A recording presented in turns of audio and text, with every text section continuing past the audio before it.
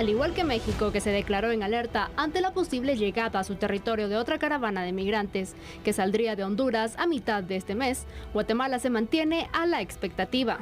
Es por ello que las autoridades del Instituto Guatemalteco de Migración iniciaron con las coordinaciones interinstitucionales con el objeto de implementar un plan estratégico para el control, atención y asistencia humanitaria a la caravana. Guatemala, sin embargo, no dejará ingresar a quien no cumpla con los requisitos establecidos.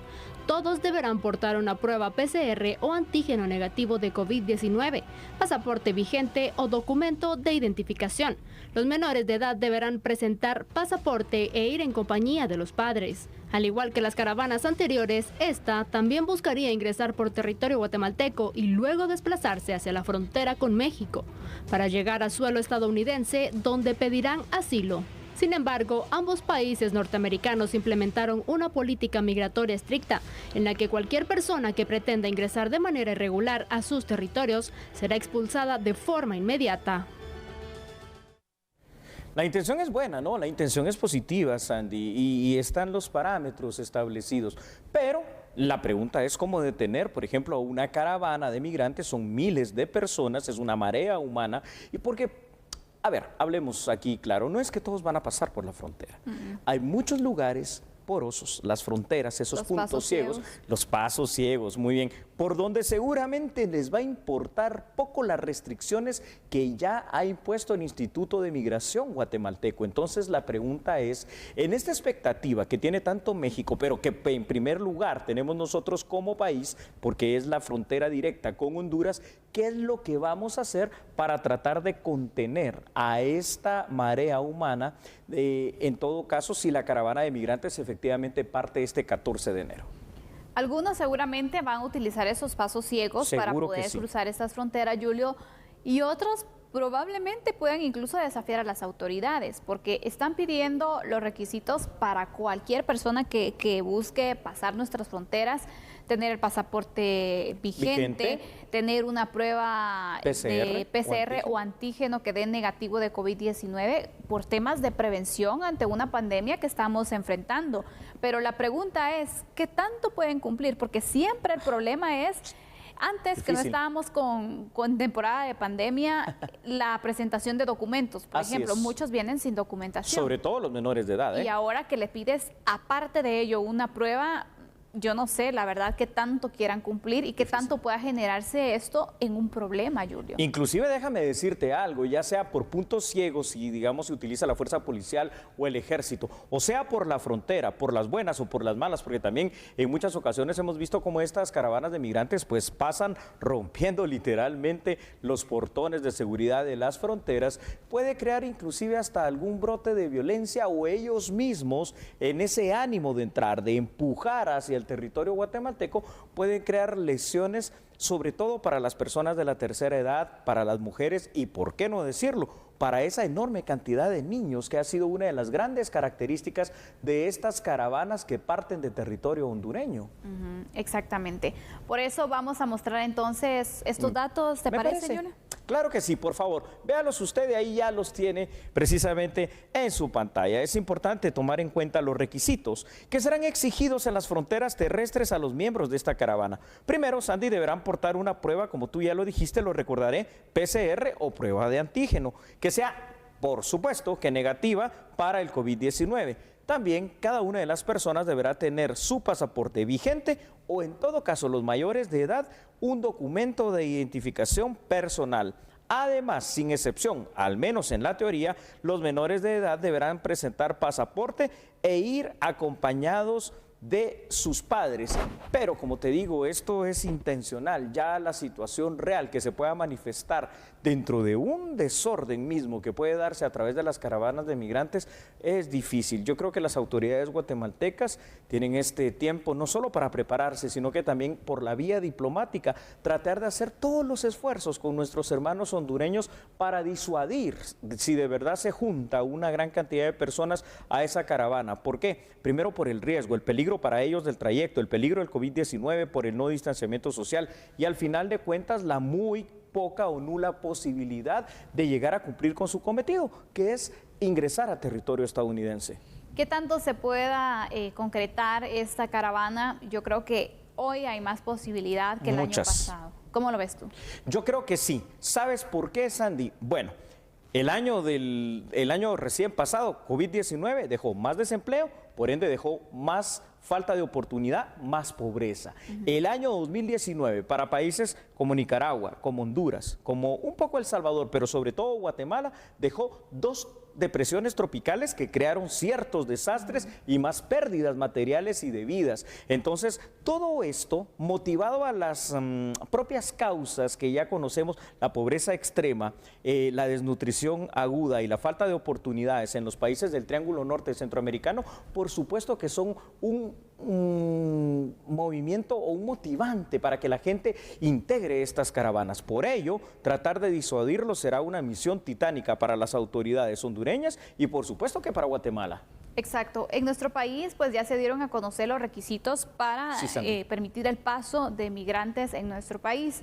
En México la situación va a ser totalmente diferente, Julio, porque aunque cumplas entonces los requisitos para pasar Guatemala, en México hay una negativa total también para este tipo de movimientos y ya lo han anunciado las autoridades. Sí, ¿se vale tener una duda legal? Porque obviamente el tema del derecho, que es algo de lo que me encanta junto con la seguridad, me hace surgir una duda en mi mente. A ver, estas disposiciones que acabamos de dar, ¿quién las emitió? El Instituto de Migración, ¿correcto? Pero ¿qué es lo que dice la Constitución Política de la República de Guatemala en su artículo 145 específicamente? Reza, parafraseándolo, que los centroamericanos son considerados guatemaltecos de origen. Como guatemaltecos de origen, simple y sencillamente podrían pasar la frontera. Y ahí es donde uno dice, ¿qué es más... ¿qué tiene más peso dentro de lo legal? Definitivamente que la Constitución. Ahora, hay una situación emitido por un instituto que es una situación bastante menor en el tema legal, que es lo que nos está amparando, pero hasta allí veo yo dificultades si ellos, por ejemplo, se acogen a temas de derechos humanos, a tema del derecho humano a la migración y piden un asilo, ya sea humanitario en este caso, ¿verdad? No un asilo político al Estado guatemalteco. Yo veo esas situaciones como un valladar y como una laguna legal. Y aparte de esto, también tenemos que agregar, bueno, la migración es un derecho. Es correcto, universal, un derecho humano, de hecho. Exactamente, sí. Pero también garantizar o resguardar la salud y la vida de la población es otro derecho. Por la seguridad. Entonces, por el contexto de la pandemia, también se emiten este tipo de requisitos, especialmente el tema de la prueba y ciertas medidas de prevención que se dan a conocer. Ahí nos deja también qué pesa más también. Así es. Entonces yo me pregunto, antes de dar los siguientes datos, si ahí cabe con lo que tú dices y en ese contexto yo traigo a mi mente el artículo 2 de la Constitución, garantizar el bien común. Y si es por el bien común, entonces podría darse la validez de esta situación. Veamos entonces, por favor, más datos, porque esos son, obviamente ya le dijimos los requisitos del Estado de Guatemala, pero es importante que usted también, por favor, sepa lo siguiente. A ver, independientemente de los requisitos que ya están establecidos por Guatemala, Sandy, para el ingreso de los ciudadanos hondureños, será difícil, verdaderamente difícil el poder contenerlos. ¿Por qué?